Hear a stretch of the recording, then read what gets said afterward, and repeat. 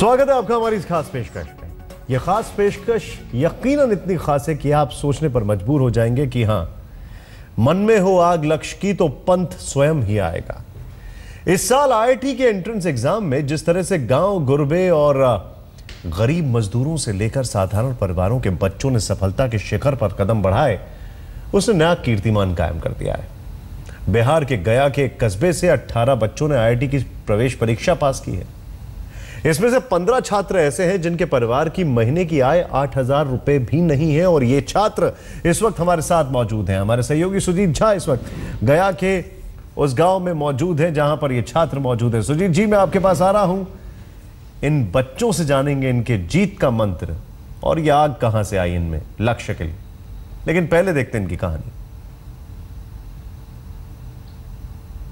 छोटे छोटे शहरों से खाली बोर दोपहरों से हम तो झोला उठा के चले। तब अपने में भरोसा रखो कि आप भी कर सकते हो, जैसे मैंने किया। पैसा एडजस्ट कुछ कर है, कुछ जमीन बेच करके एडजस्ट किया, कुछ कमा के एडजस्ट किया। बदलाव की कहानी करवट ले रही है हिंदुस्तान के गांवों में। गुर्बत और गरीबी से निकलकर नए हिंदुस्तान को गढ़ने की कवायद चल रही है इन गलियों में। पावरलूम की 24 घंटे की खटखट से खेत खलिहानों में मजदूरी कर जिंदगी पालने वाले बच्चों ने सफलता की नई कहानी लिखी है। जेईई एडवांस क्लियर किया है, ऑल इंडिया रैंक मेरा 980 आया है। इस यहाँ की परंपरा रही है कि यहाँ पे जितने भी हर साल बच्चे निकलते हैं, हर साल 10-15 बच्चे लगभग आईआईटी जेईई क्लियर करते हैं अच्छे रैंक के साथ। इस बार कितने बच्चे? इस बार लगभग 14-15 बच्चे इस बार भी किए हैं आईआईटी। बिहार के गया के इस गांव ने फिर साबित कर दिया है कि सफलता कभी साधनों की मोहताज नहीं होती। साबित कर दिया है कि बाधाएं कितनी भी बड़ी क्यों ना हो, लक्ष्य की साधना करने वाले हर विघ्न को पार कर जाते हैं। का एग्जाम पास किया है, 9034 रैंक है उनका। बुनकर है, कपड़ा बनाते हैं। आईआईटी की दाखिला परीक्षा में सफलता के पायदान पर चढ़ने वाले इन नौजवानों की जिंदगी अब रोशन है। इसमें वो रोशनी है जिसमें जिंदगी तरक्की के रास्ते पर चल पड़ी है। भविष्य का समाज जिसमें उम्मीदों का जश्न देखता है। गया के इस मानपुर के पटवा टोले के 15 युवाओं ने एक साथ आईआईटी की परीक्षा में सफलता की दास्तां लिखी है। गया के 10,000 के आबादी वाले इस मानपुर पटवा टोली गांव की ज्यादातर आबादी छोटे मोटे कपड़ा कारोबार, बुनकर, खेतीहर मजदूरी से रोजी रोटी कमाते हैं। लेकिन नई पीढ़ी का जुनून ऐसा है कि पिछले 15 साल में 350 छात्र इंजीनियर बन चुके हैं। 200 छात्रों का दाखिला आईआईटी में हुआ है। गांव से निकलकर गुदड़ी के लाल अब अमेरिका से लेकर ऑस्ट्रेलिया तक नामी आईटी, सॉफ्टवेयर और इंजीनियरिंग कंपनियों में सफलता के झंडे गाड़ रहे हैं। विमलेंदु चैतन्य, गया आज तक। जरा सोचें, इस गांव की ये परंपरा रही है कि यहां से आईआईटी में बच्चे जाते हैं, उसी गांव में चलते हैं। ऐसा क्या है इस गांव के पानी में, ऐसा क्या है इस गांव की मिट्टी में? सुजीत झा इस वक्त हमारे साथ है। सुजीत जी, ये खाली पानी और मिट्टी से काम नहीं बनता।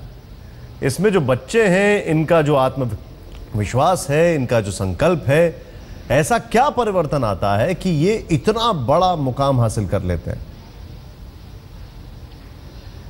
देखिए निशांत, पानी और मिट्टी पहले से ही यहाँ मौजूद थी, लेकिन जो एक प्रेरणा होती है, प्रेरणा बहुत बड़ा कारण है इस गांव को उस ओर ले जाने के लिए, उन्नति की ओर ले जाने के लिए, जो बच्चों में एक जज्बा भरता है कि वो आगे बढ़ें और कैसे बेहतर से बेहतर प्रदर्शन करें। इसकी शुरुआत होती है निशांत 1992 से, जब जितेंद्र प्रसाद यहाँ से पहली बार आईआईटी के लिए चुने जाते हैं। अभी वो हालांकि अमेरिका में है, लेकिन उन्होंने इसके लिए एक आगे इसका रास्ता कैसे खुले उसकी व्यवस्था यहाँ पर की। उन्होंने यहाँ पर एक नव ज्योति नाम की एक संस्था बनाई है, जिसमें बच्चे जो होते हैं जो आईआईटी कर रहे हैं, वो छुट्टियों में आकर बाकी बच्चे जो कि तैयारी कर रहे हैं आईआईटी की, उनको प्रेरणा देते हैं, उनकी तैयारी करवाते हैं। हमारे साथ अभी निशांत आप देख लीजिए कि आगे के जो रो में बैठे हुए हैं सारे बच्चे जो इस साल करीब 11 बच्चे आज हमारे साथ मौजूद हैं। 18 बच्चों में से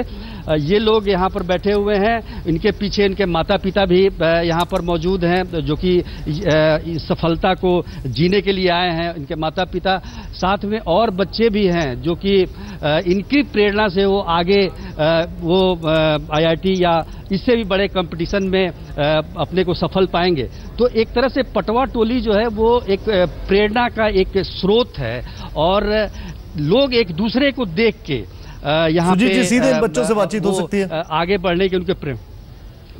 बिल्कुल बात कराएंगे हम आपकी।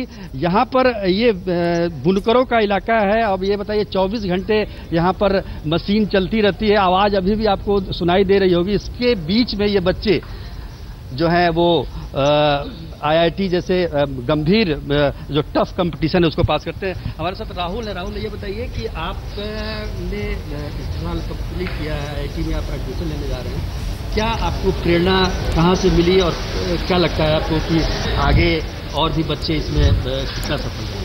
आगे बच्चे तो काफ़ी सफल रहेंगे। हम लोगों ने यहीं पे हमारे सीनियर जैसे कि निकलते गए तो हम लोगों ने देखा कि जब सब कोई कर रहे हैं तो हम लोग भी इस कंपटीशन में, इस इंडिया का सबसे टफेस्ट एग्जामिनेशन होता है रिटन में, तो क्यों ना हम लोग भी ये एग्ज़ाम निकालने की कोशिश किया जाए। तो हम लोगों ने कंबाइंड स्टडी किया, ग्रुप स्टडी किया, फिर हम लोगों ने एक दूसरे को हेल्प किया। कोई बच्चा काफ़ी पीछे होता था तो हम लोग एक दूसरे के साथ क्वेश्चन डिस्कस करते थे।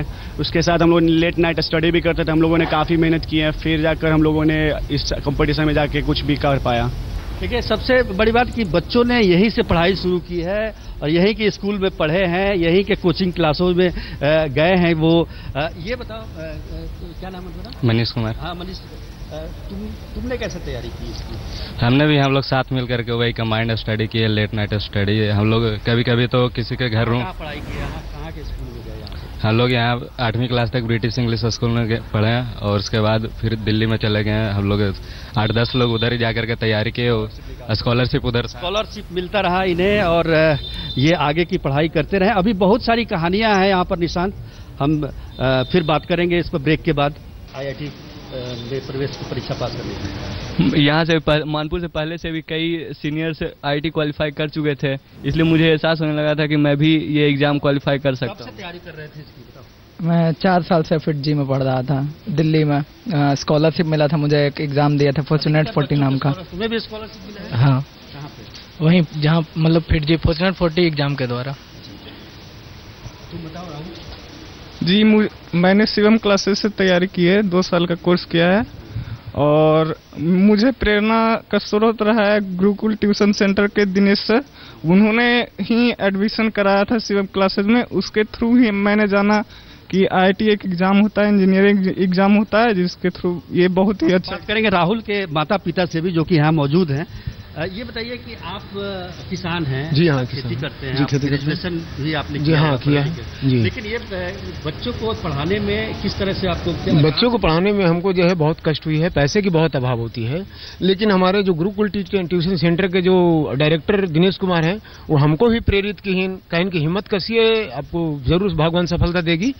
और जो है शिवम क्लासेज में इनका वो नाम लिखा है, उसमें भी छात्रवृत्ति उनको मिलती रही सब दिन, राहुल कुमार को। और जो है अभी भी हमारे पास रिजल्ट तो हो गया, लेकिन पैसे की थोड़ा मजबूरी महसूस हो रही है जी। तो ये राहुल के थे माता पिता, जो कि हम और कुछ बच्चों से बात करेंगे।